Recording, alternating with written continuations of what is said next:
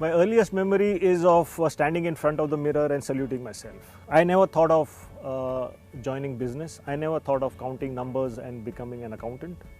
My only passion was to wear the uniform.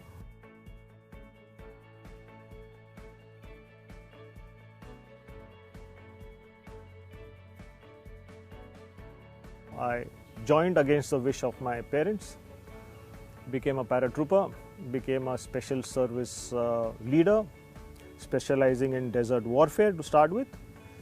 And then I had a good progression.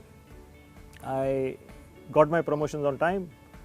I commanded my battalion as a colonel, as a brigadier in the northeast part of India, as a major general in the northern part of India. I had the good fortune of serving in United Nations on 2 previous occasions, one as a military observer and the second as a staff officer. First in Angola, which was a unique kind of a mission itself, when peacekeeping was just about taking off, and second in Khartoum, Sudan, before South Sudan split from Sudan.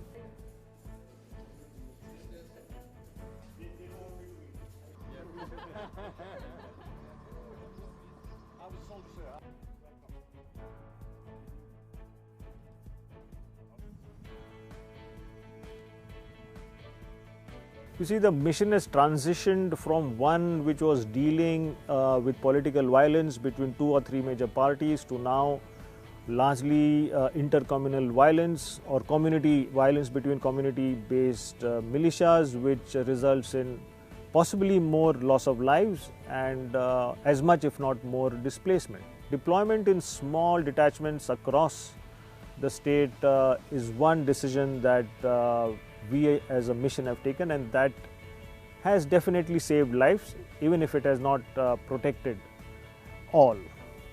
The second important decision I feel is our mobility remains a challenge. You are pretty aware of the kind of terrain that we face in South Sudan, which is marshy, swampy, non-negotiable in most of the wet season, and although we knew that people were dying, people were killing each other, we were unable to respond. So we are getting all-terrain vehicles in the form of Sherps, not an ideal military solution, but at least will provide mobility to the force to reach areas of conflict where we could not even reach, even though we knew that people were indulging in violence.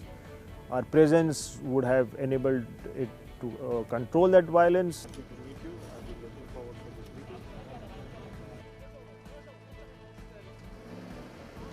Firstly, it's safety and security of peacekeepers who have deployed on my instruction. I want to be assured that they are safe. They are not working or functioning in a normal environment where you have possibly their acceptance. The blue flag and the white vehicle has been accepted as a neutral force. So you could have conditions where they may come under attack, and a small force, if it is located in an area which is violent and which does not respect them, could lead to a disaster. So that is something that constantly motivates me, guides me to ensure that they are safe and secure. The second is the responsibility that I have got as a force commander, and that is of protecting lives. I don't want to be sitting here when people may be dying outside.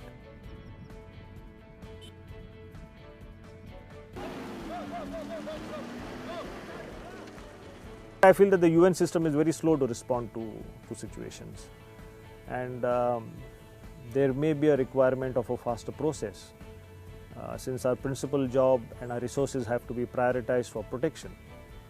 We cannot rely on long bureaucratic procedures while people die.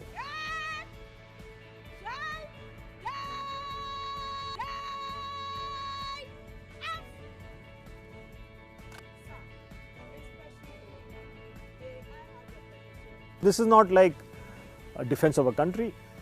This is peacekeeping.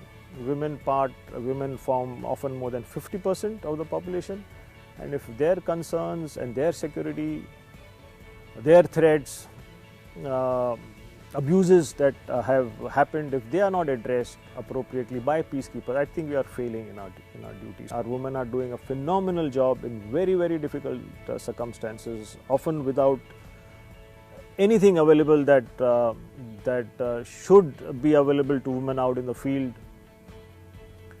But they still volunteer to do the tough duty and move shoulder to shoulder with men peacekeepers, and actually do far more.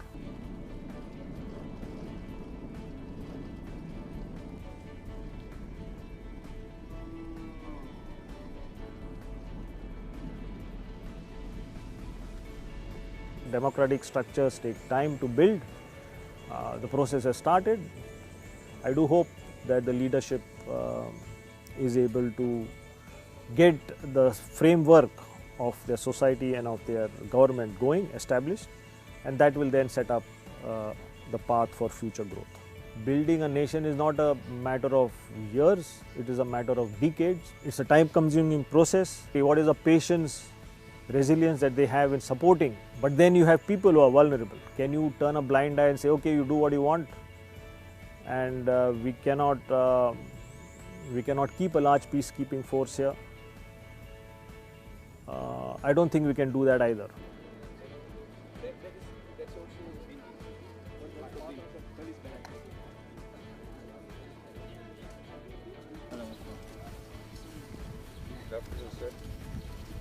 There were people who died here and their bodies could not be sent back in time.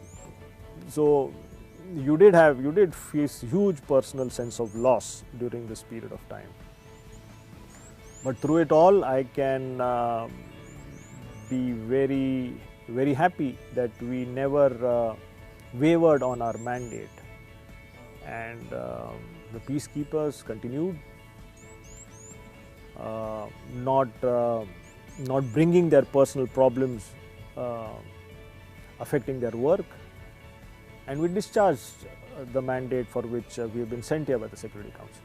Hello, how are you? Very good. Welcome. Hello. Whatever you do, you cannot put a person in a line of fire, you cannot put lives at risk if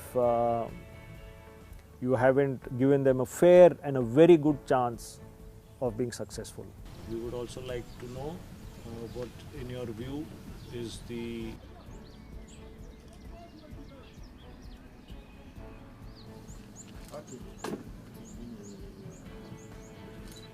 I'll be happy to shed this uniform. Having worn this without a single scar, having worn this very proudly over this long period of time. I'm very proud of having achieved, of being decorated, and having lived to the credo that a uniformed man should be living. So that makes me happy, and I'll be very happy to shed it. That I've done my bit, and I'm not going to look back again. So that's a history.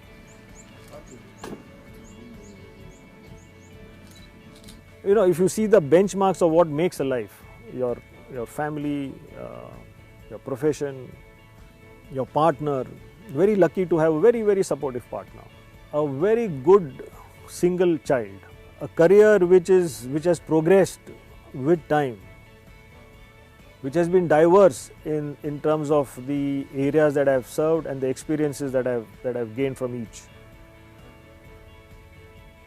And I finished this career as the head of a largest peacekeeping force. So what would I have had differently? I'm very fortunate, I'm very lucky.